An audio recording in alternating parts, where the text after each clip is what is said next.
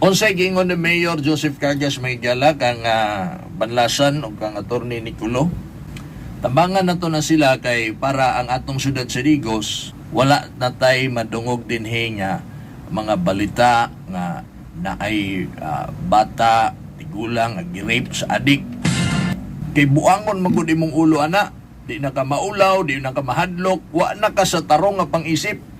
Ako din timbayaon ang mga taga-barangay Binaton, kay dito ko atong niaging adlaw graduation sa 36 na pud ka mga PWDs kun person who use drugs, mga biktima sa illegal nga droga, may graduate ilawom anang programang gitutukan sa city government nga CBDRP di ko, no? Meaning ana, latag balik-balik anay hanto di mo kami memorize ato yun balik-balik ko ni. Community-based Drugs Rehabilitation Program Digosenyos kontra sa droga. Mo na meaning anang CBDRP di ko nga programa. Rehabilitation program na siya. Kundiin another 36 PWDs na pod o biktima sa illegal nga droga ang mga ni-graduate.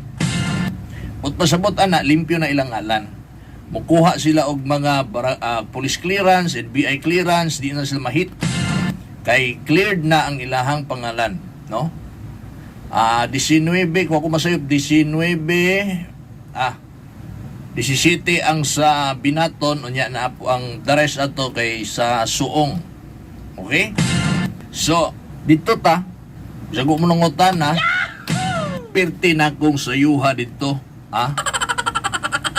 kay ang giingon sa kuha manggod mga bay, alas 9, alas 10, orientation pa man dito di ay, ang graduation alauna yun, nakapaniod to nung kukahat dito sa barangay hall, nila Kapitan Sakiral. Gani kay lami kay ang sinabawang isda dito.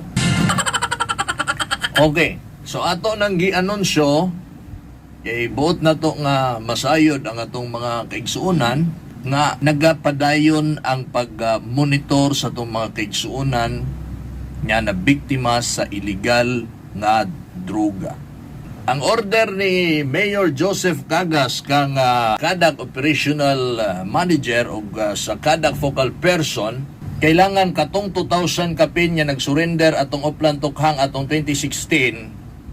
Kay dili pa man si Mayor Joseph Cagas sa mayor ato, ang order niya pangita ato sila. Kay ug dili to nato sila tabangan, mamalik man gyud to. Walay mo monitor ato pasagdan ato sila. Mamalik to. Ang temptasyon aning droga grabe kaayo. Maunay panlantaw sa atong kasamtangang mayor. Kay ug dili man gud na sila matagaan og pagtagad, mahatagan og programa nga mututok anang ilahang mga problema kay lagi biktima ra man na sila. Unsay mahitabo? Guba ilang pamilya. Guba ilahang kaugmaon. Guba na gani daan, musamot pa yung kaguba. O anay pag-asa, di ba? So samtang naapay pag-asa, magdepende gyud na sa atong gobyerno kung unsaon nato ni pagdala. So maunay gitutukan pag-ayo sa city government nya naa gyud gipunduhan gyud di tutukan yun ning CBDRP DECO nga programa agig tubag sa panawagan ni President Duterte nga tabangan ang mga biktima sa illegal nga droga. Maunay atong counterpart dinhi sa Dakbayan sa Digos. Kundiin kagahapon atong Biyernes lang sa Binaton ug sa Suong 36 to kabuok mi graduate. Unya mikabat na ni sa 300 kapin o 400 na bagaha ang napag-graduate nato sa administrasyon ni Mayor Joseph Cagas. Okay, klaro ta din mga bay. Community-based magud ni, community-based. Sa matag community, sa matag komunidad, sa matag barangay gipahigayon ang ilahang rehabilitation program, ang ilahang pagtuon. Daghan silang mga activities hantod sa mo graduate sila. Okay? Hantod sa masiguro nato nga dili na gyud sila magpatintal pag-usab. Yung kabalo lagi ka Mike. Kasuway na day ka na Mike, wa mo kasuway pero kabalo man ta nga ingon ana gyud na sa mga balita nga tumakita nga dili naman ni hinimuan sa ordinaryong tao o sa tarong nga tao. Mga brutal nga pagpamatay, hay na kayo. Banha kayo makapadagan og motor, bura-bura kay wala hay na kayo. mamahimong sagbot sa katilingban, mamahimong problema sa katilingban, makabiktima ang mga inosente.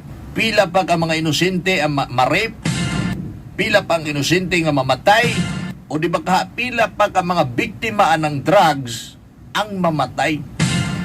Para dili na ta makadungog ana sudad sa Digos, gipapangita ni Mayor Joseph Cagas tong 2,000 kapin nga mga nag-surrender atong 2016. Kay 2019 siya nagmayor, gipapangita to, gi-monitor to sila, gi-undergo aning programa nga gimuntar sa city government para aning illegal drugs nga problema. Ingon ang amahan sa barangay Kapatagan, si Kapitan Juanito Wantoy Morales, ang droga nga problema sa droga, kung matod pa niya di na mahuman, pero ang importante na igihimo ang city government, at least man lang, di ba? Mapugnan-pugnan ang pagkuyanap.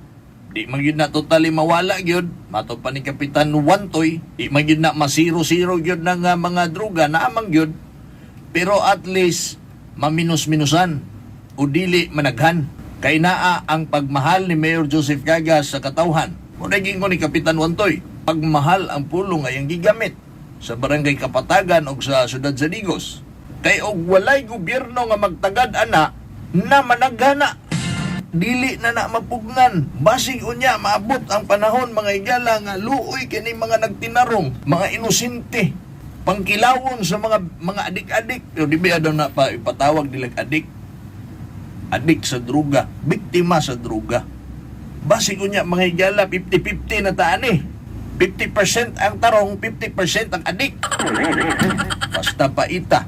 Kana kung walay gobyerno nya magtagad. Salamat na lang ganit ta kay atong presidente, si President Duterte. Kay og dili pa na. Ambot na lang. Patay diri, patay dito, rape diri, rape dito. Ang mga suspect nagda-drugs.